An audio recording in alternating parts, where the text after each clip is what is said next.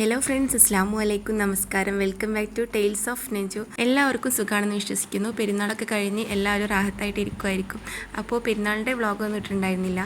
അപ്പോൾ ഇന്നത്തെ കുഞ്ഞു വ്ളോഗാണ്. പെരുന്നാൾ ദിവസത്തിൻ്റെ അന്നത്തെ കുറച്ച് വിശേഷങ്ങളും അതോടൊപ്പം തന്നെ തലേ ദിവസത്തെ വിശേഷങ്ങളൊക്കെ ആയിട്ട് ഒരു കുഞ്ഞു വ്ളോഗാണ്. അപ്പോൾ എല്ലാവരും സപ്പോർട്ട് ചെയ്യുക. അപ്പോൾ ഇത് തലേന്നിൻ്റെ തലേന്നാണ്. അപ്പോൾ തലേന്ന് തന്നെ മെഹന്തി ഇടാനുള്ള കാരണം ഒരു കയ്യിലും മറ്റു കയ്യിലും കൂടെ ഇട്ട് കൊടുത്താൽ നെക്സ്റ്റ് ഡേ അതിൻ്റെ ബാക്കിയും കൂടെ ഇട്ട് കൊടുക്കുക എന്ന് വിചാരിച്ചിട്ടാണ് തലേന്ന് തന്നെ മോൾക്ക് മൈലാഞ്ചൊക്കെ ഇട്ട് കൊടുത്തത്. മോൾക്ക് മാത്രമല്ല, ഞാനും മൈലാഞ്ചിട്ടുണ്ടായിരുന്നു. അപ്പോൾ ഇതാ മോളുടെ ഒരു കൈയിൻ്റെ പുറകുവശത്തും മറ്റേ കൈയിൻ്റെ ഉൾവശത്തും ആയിട്ടാണ് ഇട്ട് കൊടുത്തിട്ടുള്ളത്. ഇങ്ങനെ ആകുമ്പോൾ നമുക്ക് കുട്ടികൾക്കൊക്കെ ഉറങ്ങാനും സുഖമാണ്. രണ്ട് വശത്തും കൂടെ ഒരേ ടൈമിൽ നമുക്ക് ഇട്ട് കൊടുക്കുമ്പോൾ ഭയങ്കര ബുദ്ധിമുട്ടാണ്. അപ്പോൾ പിന്നെ ഇതാ ലാസ്റ്റ് കാലിലും ഇട്ട് കൊടുത്തിട്ടുണ്ട്. മെഹന്തി വരയ്ക്കാൻ അധികമൊന്നും അറിയില്ലെങ്കിലും എൻ്റെ രൂപത്തിൽ തട്ടിക്കുട്ടി മെഹന്തി ഒപ്പിച്ചെടുത്തതാണ്. അപ്പോൾ ഇതാ അവളുടെ ഇട്ട് കഴിഞ്ഞിട്ടുണ്ട്. അപ്പോൾ ഞാൻ വിചാരിച്ചു എന്നാൽ പിന്നെ എൻ്റെ കയ്യിലും കൂടെ ഇടാമെന്ന്. പിന്നെ പെരുന്നാളിൻ്റെ തലേ ദിവസം ആകുമ്പോൾ നമുക്ക് കുറച്ച് തിരക്കുകളും കാര്യങ്ങളൊക്കെ ഉണ്ടാവുമല്ലോ. അപ്പോൾ പിന്നെ നമുക്ക് മൈലാഞ്ചിടാനൊന്നും ചിലപ്പോൾ ടൈം കിട്ടിയെന്ന് വരില്ല. അതുകൊണ്ട് തന്നെ തലേന്ന് തന്നെ ഇട്ടിട്ടുണ്ടായിരുന്നു കേട്ടോ. അൽഹംദുലില്ലാ, റംസാൻ നമുക്ക് 30 കിട്ടിയിട്ടുണ്ടായിരുന്നു. അതുകൊണ്ട് തന്നെ എല്ലാവരും റാഹത്തായിട്ടുണ്ട്. 29 അല്ലെങ്കിൽ 30 കിട്ടുക എന്നുള്ള ആ ഒരു കൺഫ്യൂഷനായിരിക്കും ലാസ്റ്റ് ഡേ ആകുമ്പോൾ നമുക്ക്. അപ്പോൾ അൽഹംദുലില്ലാ നമുക്ക് 30 നോൻപും കിട്ടിയിട്ടുണ്ട്. അപ്പോൾ ഇതാ ഞാൻ മെഹന്തി കൈയിൻ്റെ ബാക്കിലായിട്ട് ഇട്ട് കൊടുത്തിട്ടുണ്ട് കേട്ടോ. അപ്പോൾ ഞാനും മോളൊക്കെ മെഹന്തിയൊക്കെ ഇട്ടിട്ടുണ്ട്. ഇനി നെക്സ്റ്റ് ഡേയിലെ വിശേഷങ്ങളാണ് കാണിക്കുന്നത്, അതായത് പെരുന്നാൾ തലേന്ന്. പിന്നെ വൈകുന്നേരം നമുക്ക് എന്തായാലും നോമ്പ് തുറക്കാൻ ഫുഡ് ഉണ്ടാക്കണമല്ലോ. അപ്പോൾ ഉണ്ടാക്കിയിട്ടായിരുന്നത് പത്തിരിയും ചിക്കൻ കറിയുമാണ്. പിന്നെ ഇതാ ഒരു വത്തക്കയുടെ ജ്യൂസ് ഉണ്ടാക്കുന്നുണ്ട്. അപ്പോൾ ഞാൻ ചില ടൈമിൽ ഇതുപോലെയാണ് വത്തക്ക ജ്യൂസ് ഉണ്ടാക്കൽ. ഒന്നെങ്കിൽ വത്തക്ക കട്ട് ചെയ്തിട്ട് അത് പഞ്ചസാരയും ഐസും വാട്ടറും ഇട്ടിട്ടാണ് ഉണ്ടാക്കൽ. അപ്പോൾ ഇന്ന് ഉണ്ടാക്കിയെടുക്കുന്നത് വത്തക്കയിൽ പകുതി എടുത്തിട്ട് കുറച്ച് വലുപ്പത്തിൽ കട്ട് ചെയ്തിട്ട് മിക്സി ജാറിലേക്ക് ഇട്ട് കൊടുത്തിട്ടുണ്ട്. പിന്നെ കുറച്ച് ഫ്രോസൺ മിൽക്ക് എടുക്കുന്നുണ്ട്, ഒരു കട്ട അതിലേക്ക് ഇട്ട് കൊടുക്കുന്നുണ്ട്. എന്നിട്ട് ഒന്ന് കറക്കി എടുക്കുക. അതിനുശേഷം ഇതിലേക്ക് ആവശ്യമായിട്ടുള്ള പഞ്ചസാര കൂടെ ചേർത്ത് കൊടുത്ത് അടിച്ചെടുക്കുന്നുണ്ട്. ആ ഒരു സമയം കൊണ്ട് കഴിഞ്ഞ ദിവസം ഫ്രീസറിൽ മുന്തിരി ജ്യൂസ് അടിച്ചതിൻ്റെ ബാക്കി ഞാൻ ഐസിൻ്റെ മോൾഡിൽ ഒഴിച്ച് കൊടുത്തിട്ടുണ്ടായിരുന്നു. അപ്പോൾ മോൾക്ക് വേണ്ടിയിട്ട് അത് എടുത്ത് കൊടുത്തതാണ്. ഇന്നിപ്പോൾ നോമ്പ് നമ്മൾ പിറന്നിട്ടില്ല. അപ്പോൾ ഇതുപോലെ ഫുള്ളായിട്ട് ഞാൻ ആക്കിയിട്ടുണ്ടായിരുന്നു. അപ്പോൾ ഇതുപോലെ ജ്യൂസൊക്കെ ഉണ്ടാക്കുമ്പോൾ ചിലപ്പോൾ അവൾക്ക് കുടിക്കാൻ മടിയായിരിക്കും. ആ ഒരു സമയത്ത് ഞാൻ ഈ ഐസ് ട്രേയിൽ ഒഴിച്ചിട്ട് സെറ്റാക്കി കൊടുക്കുമ്പോൾ നല്ല ഇഷ്ടത്തോടെ കഴിക്കുകയും ചെയ്യും. ഇപ്പോൾ നല്ല ചൂടുമാണല്ലോ. അപ്പോൾ അതാ വത്തക്ക ഞാൻ നന്നായിട്ട് അടിച്ചിട്ട് എടുത്തിട്ടുണ്ട്. ഇനി അതിൽ ഒരു കഷ്ണം എടുത്തിട്ട് ഇതിൽ ചെറിയ ക്യൂബാക്കിയിട്ട് കട്ട് ചെയ്തിടലാണ്. അപ്പോൾ ഇതുപോലെ കുറച്ച് നല്ല ഫ്രോസൺ മിൽക്ക് ആയിട്ട് അടിച്ചിട്ട് ബാക്കി ചെറുതാക്കി കട്ട് ചെയ്തും കൂടെ ഇടുമ്പോൾ നമുക്ക് കുടിക്കാൻ നല്ല ടേസ്റ്റാണ്. അല്ലാതെ വത്തക്ക ഒറ്റക്ക് അടിച്ചിട്ട് ഭയങ്കര പേസ്റ്റ് പോലെ ആക്കി കഴിഞ്ഞാൽ അത്ര രസം കിട്ടൂല. അതിൽ ഇതുപോലെ ചെറുതാക്കിയിട്ട് കട്ട് ചെയ്ത് ക്യൂബ് പോലെ ആക്കി എടുത്താൽ പിന്നെയും നല്ല ടേസ്റ്റാണ് കഴിക്കാനായിട്ട്. ഇപ്പോൾ റംസാനിലൊക്കെ എല്ലാവരുടെ വീട്ടിലും ഒഴിച്ചു കൂടാൻ പറ്റാത്ത ഒരു സംഭവമായിരിക്കും വത്തക്ക. പിന്നെ വത്തക്കൻ്റെ സീസണും ആണല്ലോ. അപ്പോൾ അതാ ഞാനെല്ലാം ഇതുപോലെ കട്ട് ചെയ്തെടുക്കുന്നുണ്ട്. അപ്പോൾ നമ്മുടെ വത്തക്ക ജ്യൂസ് റെഡി ആയിട്ടുണ്ട്. അപ്പോൾ ഇന്ന് ലാസ്റ്റത്തെ നോമ്പാണ്. അപ്പോൾ നമ്മൾ വ്ളോഗ് ഇടാനായിട്ട് കുറച്ച് ലേറ്റ് ആയിട്ടുണ്ട്. കാരണം പിന്നെ പെരുന്നാളിന് ശേഷമുള്ള തിരക്കുകളും യാത്രകളും ഒക്കെ ആയിട്ട് വീഡിയോ എഡിറ്റിങ്ങിനൊക്കെ നേരം കിട്ടിയിട്ടുണ്ടായിരുന്നില്ല. അപ്പോൾ ഇന്നൊന്ന് ജസ്റ്റ് ഒന്ന് ഫ്രീ ആയ സമയത്ത് അങ്ങനെ ഇടാമെന്ന് വിചാരിച്ചിട്ടാണ് കേട്ടോ. അപ്പോൾ പിന്നെ നമുക്ക് ഫിത്റിൻ്റെ അരി കൊടുക്കാനുണ്ട്. 3 ആളുതാണ്, എൻ്റെതും മോളതും ഉമ്മാൻ്റെതുമാണ് കൊടുക്കാനുണ്ടായിരുന്നത്. അപ്പോൾ എന്തായാലും പെരുന്നാൾ നാളെയാണെന്ന് ഉറപ്പായപ്പോൾ നമ്മൾ ഇരുട്ടാവാനൊന്നും കാത്തുന്നുണ്ടായിരുന്നില്ല. നോമ്പ് തുറക്കുന്നതിന് മുന്നേ തന്നെ ഫിത്റിൻ്റെ അരി കുറച്ച് വീടുകൾക്കായിട്ട് ആക്കിയിട്ട് കൊടുത്തിട്ടുണ്ടായിരുന്നു. അപ്പോൾ അതിൻ്റെ പാക്കിംഗ് ആണ് കാണുന്നത്. എല്ലാത്തിലേക്കും ഇതുപോലെ ആക്കിയിട്ട് ഞാനും മോളും കൂടി തന്നെ കൊണ്ടു കൊടുക്കലാണ്. പിന്നെ 3 ആളുണ്ടാകുമ്പോൾ കുറച്ച് അരിയിലേ ഉണ്ടാവുള്ളൂ. അപ്പോൾ ആ ഉള്ളത് കുറച്ച് വീടുകളിലേക്ക് ആക്കിയിട്ട് നമ്മൾ കൊടുക്കലാണ് കേട്ടോ. പിന്നെ ഇപ്പോൾ നല്ല ചൂടാണല്ലോ. അപ്പോൾ നോമ്പൊക്കെ എല്ലാവർക്കും റാഹത്തായിട്ട് കഴിഞ്ഞിട്ടുണ്ടാവുമെന്ന് വിചാരിക്കുന്നു. അതോടൊപ്പം തന്നെ പെരുന്നാളും അടിച്ച് പൊളിച്ചിട്ടുണ്ടാവും. അപ്പോൾ നിങ്ങൾ നിങ്ങളുടെ പെരുന്നാൾ ദിവസത്തെ വിശേഷങ്ങളും എക്സ്പീരിയൻസൊക്കെ നിങ്ങൾ കമൻറ്റ് ബോക്സിൽ അറിയിക്കുക. അതൊക്കെ ഒരു സന്തോഷമല്ലേ, നമുക്ക് പെരുന്നാൾക്ക് എവിടെയൊക്കെ പോയി എന്തൊക്കെ എന്നൊക്കെ കാണുമ്പോൾ നല്ല രസമല്ലേ. അപ്പോൾ ഇതാ നമ്മൾ എല്ലാം റെഡിയാക്കിയിട്ടുണ്ട്. പിന്നെ ഇതാ ഞാനും മോളും കൂടെ അവിടെ അടുത്തുള്ള വീട്ടിലേക്ക് കൊടുക്കുകയാണ്. അപ്പോൾ പിന്നെ നോമ്പ് തുറക്കാനുള്ള ടൈമായിട്ടുണ്ടായിരുന്നു. അപ്പോൾ പിന്നെ ഫ്രൂട്ട്സ് കട്ട് ചെയ്തതും അതുപോലെ ചിക്കൻ കറിയും പിന്നെ കുറച്ച് ആട് വരട്ടിയതും കൂടെ ഉണ്ടായിരുന്നു, മട്ടന്, പിന്നെ പത്തിരിയും ജ്യൂസും.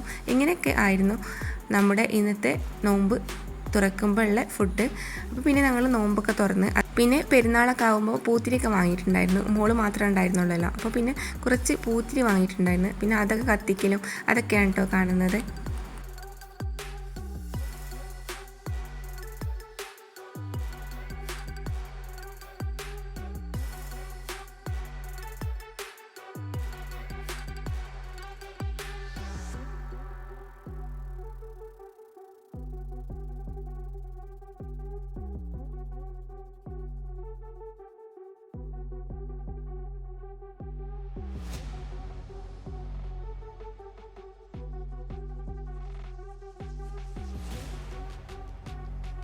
പിന്നെ അത് കഴിഞ്ഞ് നമ്മുടെ അയൽവാസിയുടെ വീടാണ്. അപ്പോൾ അവിടെ പോയിട്ട് കുറച്ച് പടക്കം ഇതൊക്കെ പൊട്ടിക്കുന്നുണ്ടായിരുന്നു. അപ്പോൾ കുറച്ച് നേരം ഞങ്ങൾ അവിടെ പോയിരുന്ന്.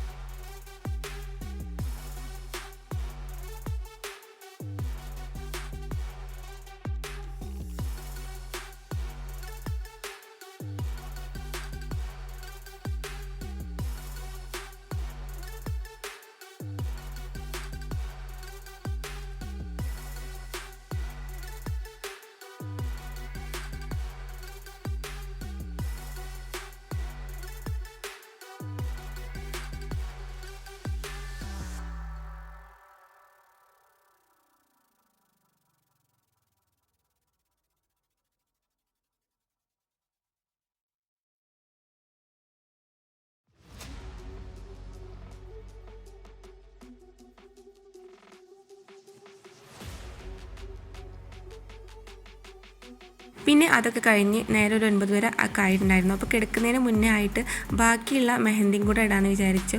ഇന്നലെ ഇട്ടതിൻ്റെ ബാക്കിയായിട്ട് കൈയിൻ്റെ പുറകുവശത്തും മറ്റേ കൈയിൻ്റെ ഉള്ളിലായിട്ട് മൂക്ക് ഇടാനുണ്ടായിരുന്നു. അപ്പോൾ അതിട്ട് കൊടുത്തു.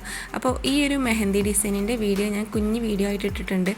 മെഹന്തി ഇടാൻ അറിയാത്തവർക്ക് പോലും എളുപ്പത്തിൽ ബഡ്സ് ഉണ്ടെങ്കിൽ ട്രൈ ചെയ്ത് നോക്കാൻ പറ്റിയിട്ടുള്ള ഒരു മെഹന്തി ഡിസൈനാണ്. അപ്പോൾ ആ വീഡിയോ കാണാത്തവരുണ്ടെങ്കിൽ പോയി കണ്ട് നോക്കുക. എന്നിട്ട് അഭിപ്രായങ്ങളൊക്കെ കമൻറ്റ് ചെയ്യാം കേട്ടോ. അപ്പോൾ ഇതാ മെഹന്തി ഇടലും കഴിഞ്ഞിട്ടുണ്ട്.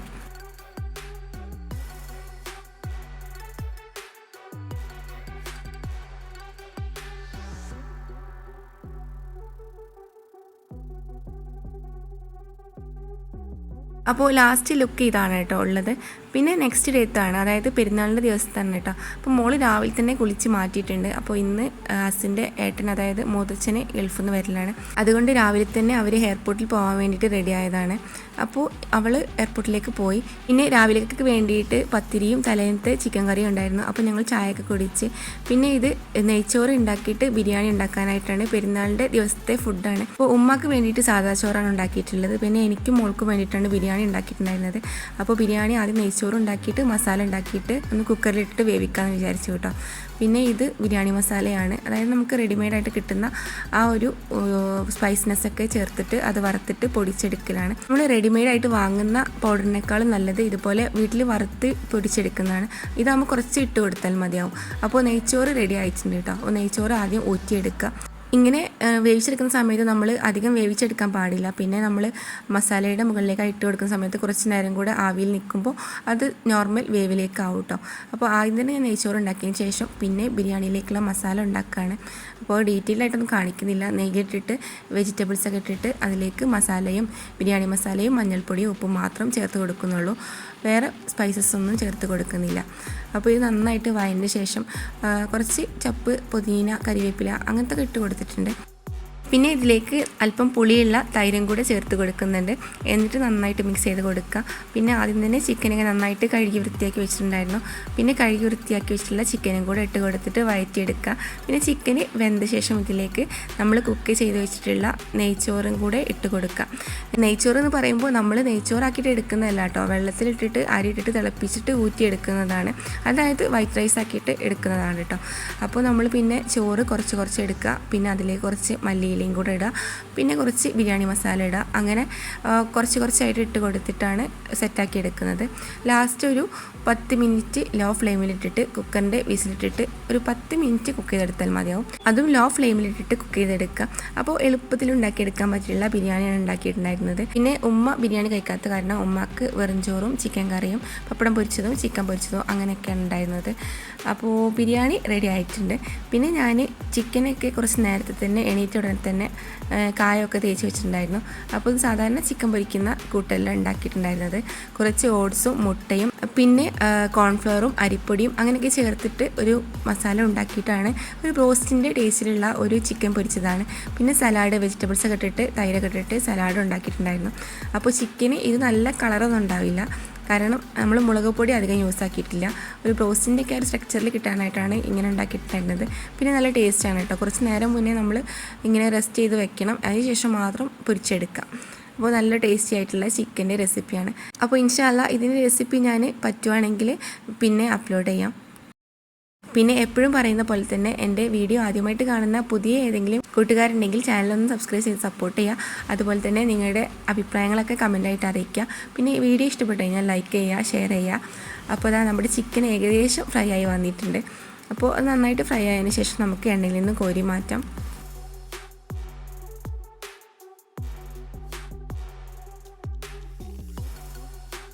പിന്നെ നമ്മൾ ഫുഡ് കഴിക്കുന്നതിന് കുറച്ച് മുന്നേ ആയിട്ടാണ് ബിരിയാണി മസാല നന്നായിട്ട് മിക്സാക്കി എടുക്കുന്നത്.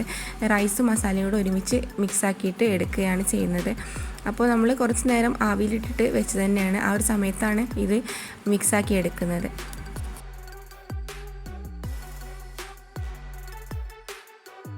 പിന്നെ നമ്മുടെ ഫുഡും ക്ലീനിങ്ങും കുളിയും അങ്ങനത്തെ കഴിഞ്ഞിട്ടുണ്ടായിരുന്നു കേട്ടോ. പിന്നെ മോളിതാ എയർപോർട്ടിൽ നിന്നൊക്കെ കുറച്ച് കഴിഞ്ഞപ്പോൾ തന്നെ വന്നു. പിന്നെ ഞങ്ങൾ ഫുഡൊക്കെ കഴിച്ച്.